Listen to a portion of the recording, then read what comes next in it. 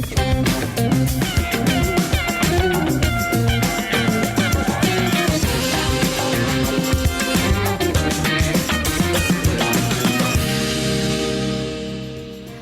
and good evening, I'm Melisa Idris. And I'm Sharaad Kuttan. You're watching Consider This, the show where we want you to consider and then reconsider what you know of the news of the day.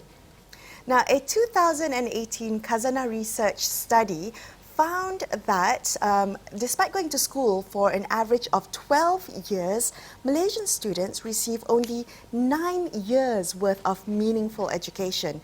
That means that about 3 years of a child's schooling is underutilized for quality learning or educational enrichment. Now, does the problem of extreme teacher absenteeism contribute to this issue? Joining us on the show tonight to discuss this further, we have Sharmila Sekaran. She's the Peninsula Malaysia Director for Tiada.Guru, which is a campaign to end extreme teacher absenteeism in Malaysia. Welcome to the show, Sharmila. It's good to have you here. Now, maybe you can start by helping to explain what constitutes extreme teacher absenteeism. I mean, how would you describe the problem and how bad is it in Malaysia? Well, you know, the Tiada.Guru campaign is a campaign based in Sabah, very specifically in Sabah. And what we have found is that in Sabah, it is a very, very endemic and chronic problem, more so than perhaps in Sarawak or even in Peninsula Malaysia. In Sabah, for example, there's a lawsuit that has been filed by an ex-student. She's now 20. But she's now 20 years old, yeah. It's been going on for a while. Well, she filed it 2 years ago. So, yeah, you know, just after she came of age of majority and could file it on her own. And in that suit, she states that the teacher was absent for 7 months. So that's a huge problem. 7 months out of the schooling year. You know, so Sharmila, I know you for a long time have been, you're a lawyer and of course you're also a child advocate. Now, when did you first encounter this issue of teacher absenteeism? I mean, and did it surprise you? Because, you know, I come from a family of teachers and it shocks me that this is happening. Absolutely. I mean, you know, we all went to school here and yeah, you know, classes, sometimes teachers don't come, they've got courses or I don't know, some pengarah turns up and they have to go and meet the pengarah, you know, but those are odd days, or a teacher could be on sick leave, you know. But 7 months of a school year, you know, unheard of. Is it always that length of time? Are we always looking at, you know, a long period of time when you talk about extreme absenteeism? Okay. Yeah, you know, I mean, teachers have other things to do, unfortunately. That's the system that they labor under as well. And so if teachers don't come once or twice, or, you know, just a couple of days in a month or whatever it is, that's fine. But, you know, when it's a regular thing, when students just have not learnt the syllabus, and that is this girl's complaint or claim, that she just did not learn for an entire year. So, okay, so here's this very interesting story of an individual and the impact on her, because another individual, a teacher in this instance, you know, chose not to come to school. But behind this is a really larger problem, isn't it? And that has to do with the institution, the education system. Why wasn't a substitute provided? Why wasn't the teacher pulled up if there was a major infraction? What's going on in our schools? Absolutely. So I just want to answer your earlier question first, Sharaad, and that is that in Sabah it seems to be a particularly huge problem. Yes, I didn't really hear about it. I knew of the odd occasions of teachers not coming or teachers just not being as competent perhaps as we would like them to be, which is why a lot of parents have taken children out of the government school system and put them into private schooling or homeschooling or whatever. But what was happening in Sabah, and the first time I came across this was when this group came to see me here in KL, and you know, I thought someone had been smoking a happy something, you know, whatever. There's no way stuff like this happens. You know, it's a figment of our imagination. And so I did a little bit of kind of just investigative work. I was put in touch with an ex-education director, deputy director general of education from Sarawak, and they had a problem, but they've kind of like addressed their issue. I spoke to various Sabahans, and they were like, oh yeah, you know, it was an open secret for them. everyone throughout Sabah seemed to know and understand this, from KK to Tawau, Sempurna, various parts of Sabah. And which is why I agreed to come on board and assist them, because I realized that this is going to impact every single child if we don't take care of it. You know? What are some of the root causes that lead to extreme absenteeism, particularly in Sabah? Well, in this particular case, and a lot of cases are like this, the teachers go to school, they clock in or tag themselves in, but they just don't go to the classrooms. In some cases, they sign in and then they leave for the day and come in and sign out, but they're absent during that school period. Some of them in Sabah in particular, and this should not be an excuse, in Sabah in particular, they have other jobs, if you like for example, they have small holdings where they plant kelapa sawit or, you know, something else, which brings in more money perhaps than teaching, and so they would rather spend time doing that and making sure that brings in their extra income. There are a variety of reasons and issues. Sometimes maybe they just don't really enjoy teaching and they were pushed into education. It's not their kind of, you know... Calling. Absolutely. And to be a teacher, you really need to feel it, to want to teach. Yeah, and okay, well, let's come back to the school itself, right? So how are they getting away with this? What is the headmaster, headmistress doing or not doing? Or is there some strange agreement system between the school that they say, oh, it's fine, we'll close one eye and shut the other, as, you know, my father used to like to say? Well, you know, in this particular case, and that we know what has been filed in court now, right? In this particular case, the teacher, there seems to have been a certain amount of fabrication of the record book, you know, where the teacher signs in. There seems to be a little bit of fabrication in terms of the documentation. There have been complaints, but there are two issues. One is the level of corruption that exists. And the second thing is, in particular in Sabah, a lot of people are connected to each other, they know each other. And so there's a certain, you know, I don't want to say nepotism because I'm not quite sure whether the connection is that strong in terms of nepotism. But it's like a community, right? Absolutely. Everyone knows each other and there is a certain sense of Yeah. you know, insider community. And protection, therefore. You said corruption. Could you elaborate what you mean by that? Well, corruption exists, you know, it doesn't mean that money has exchanged hands, it's for the benefit of others. So, you know, you have to ask yourself how a teacher, and this is ongoing, so we have another suit coming up as well with the same teacher. This is an ongoing problem. And one of the things we have to realize with Sabah is that they are so, in a sense, backward and therefore trusting of certain people and communities like doctors and headmen and teachers. Position of authority. Absolutely. Or respectable you know, positions. that they do not want to raise a complaint, or if the person in authority comes down hard and becomes aggressive or defensive, then the parents and the child backs off. So, you know, we are aware of an MOE study from 2013 where it was, I think, a 270-page report. And teacher absenteeism or teachers not wanting to go to school was mentioned 24 times. So it's something that they knew about in 2013, MOE. There are other reports, you know, kind of like more international study reports, going way back to 1980. So the issue of teacher absenteeism has been around since easily the 1980s, 1990s. So the fact that we've not addressed it until now, I think speaks to a whole huge array of issues. And, you know, the fact that whistleblowers are not protected is also a problem. Okay. All right, so we're going to take a quick break, but let's come back and continue this conversation on extreme teacher absenteeism in just a couple of minutes. After this, we'll cross to Anne Lasimbang in Sabah to find out more about the situation in schools there. So stay tuned to Consider This.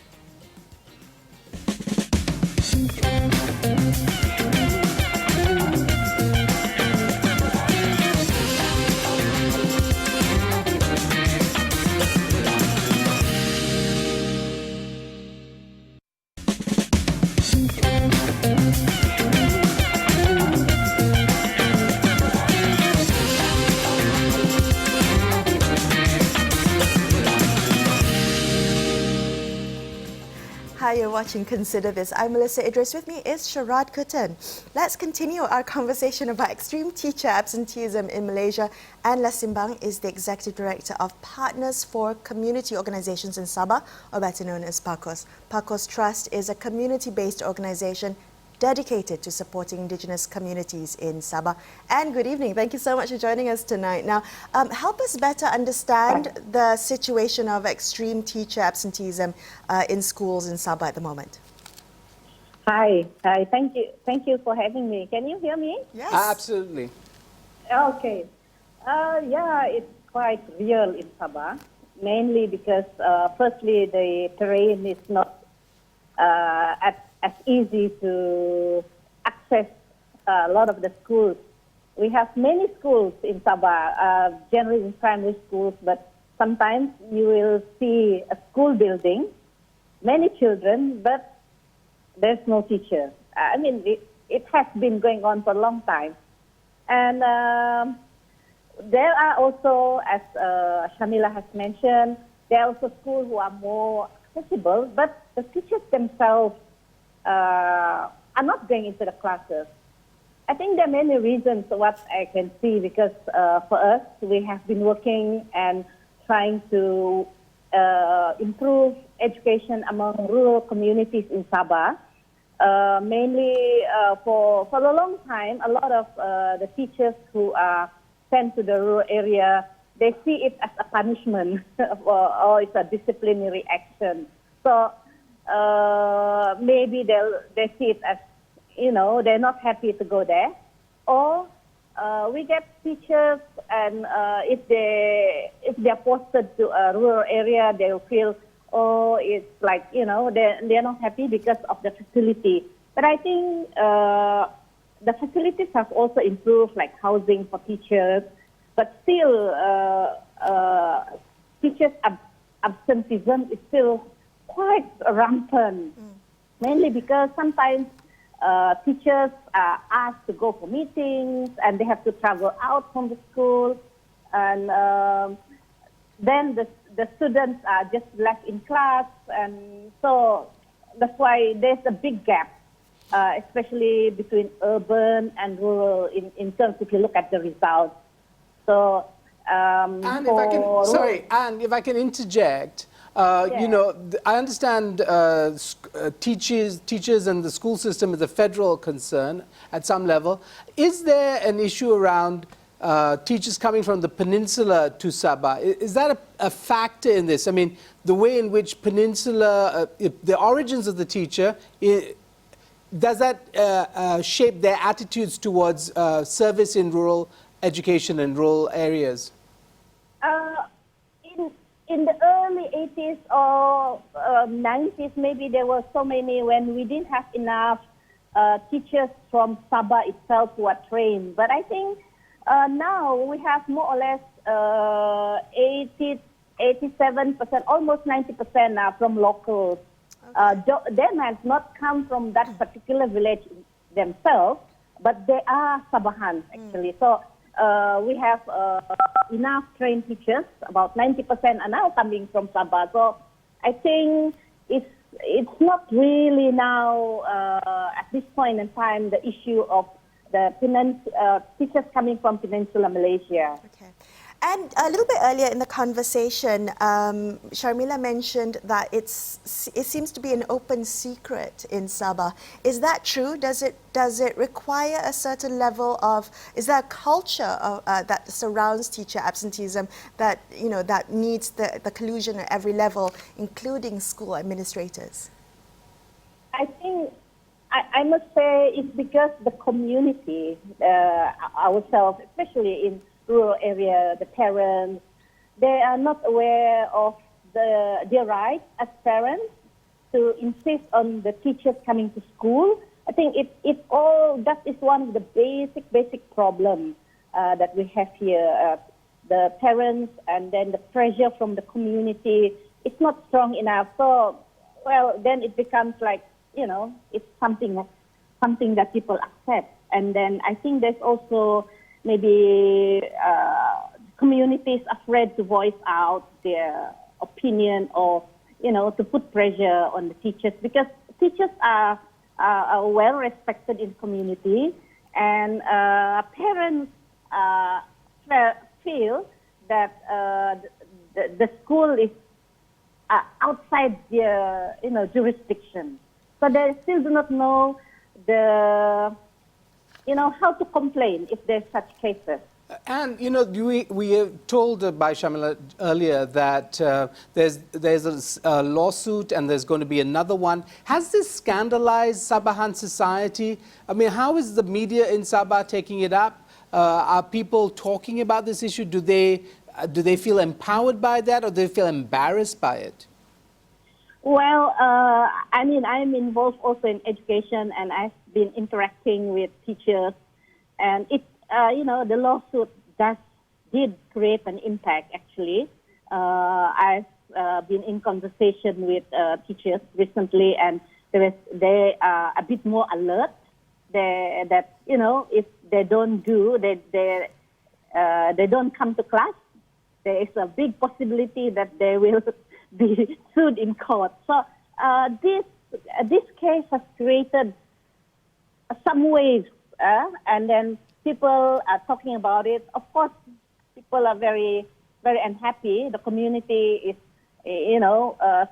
suddenly awake, and they become more alert, and they're looking at their schools. What's the situation? But still, I still feel that there is still a lot of gaps because, like 2 weeks ago, we went to Bangi Island and we went to a remote village. There is a primary school there, but there are no teachers. There's a building. So that children are just hanging around in the kampung. Right. So there's certainly an impact to students when teachers are absent. Now, thank you so much for speaking with us, Anne. We really appreciate your time and for you sharing your insights on what's happening in Sabah on this issue. We're going to take a quick break, but we'll come back and continue this conversation with our studio guest, Sharmila Sekaran of the Tiada.Guru campaign. Stay tuned to Consider This.